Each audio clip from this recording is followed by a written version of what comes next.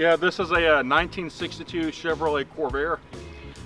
They actually, believe it or not, made about 1.8 million of these cars. Slowly the price went down and he'd call them back.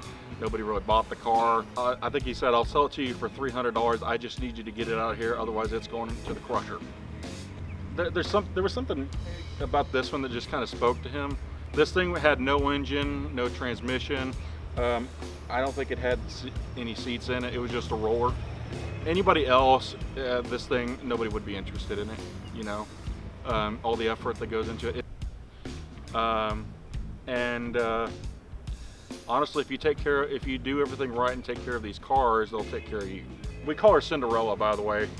If you think about it, she starts off kind of plain and she gets beautiful later on. That was kind of the idea behind the car. We've kind of gone over various things. We were originally going to paint it silver, but people kind of like the look of it, the way it is, and it's kind of hard to get a patina like this on purpose. It just kind of happens. You don't really force it, you know. We are going to put air conditioning in it. This car is a factory AC car. It's one of the biggest things people complain about is actually the configuration of the fan belt right here. Well, the fan on the Corvair is vertically mounted, and they have to, the crank is down here like this, and the fan is up here, so they have to serpentine the belt up and over the top of the engine so they can cool it. The back part of this car actually, I think, looks better than almost any other car ever made. The front is kind of European and okay, but if you look at the rear part of it, it looks really sporty and gnarly looking at the right angles. It really looks like a sports car. And they kind of were a light sports car. This was, it was definitely GM's, I'm pretty sure it was GM's first turbo car, and arguably the first car in the the first production car in the United States sold with a turbocharger from the factory. Early on, these were very simplistic cars. They were built to compete with the Volkswagen, and they actually sold more than really sold more than the Volkswagen did the first several years that they were making these cars. But that really wasn't where they found their popularity. They found their popularity when they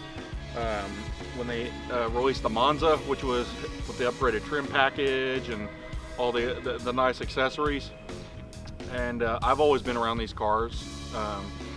Supposedly they're dangerous, but I'm not dead. Much of what you've heard about Ralph Nader, he supposedly ruined these cars.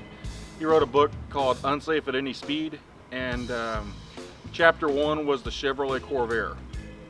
And at the time, he was just some no-name lawyer working for some senator. He had no engineering background.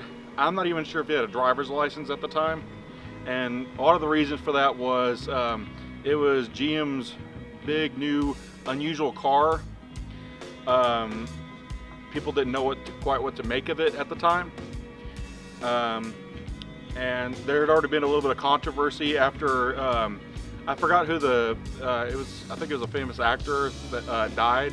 A lot of the problems you have with this is the entire drivetrain is in the back of the car. All the weight is back here. So they tend to have a lot of oversteer. And by writing his book and all the controversies that came about with that, he actually extended the life of the car 4 or 5 years after that. They didn't stop making these until 1969.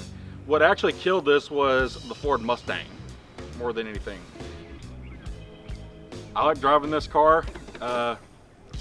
Let's just say that Marty McFly would be jealous. I can get the flux capacitor working better than he can.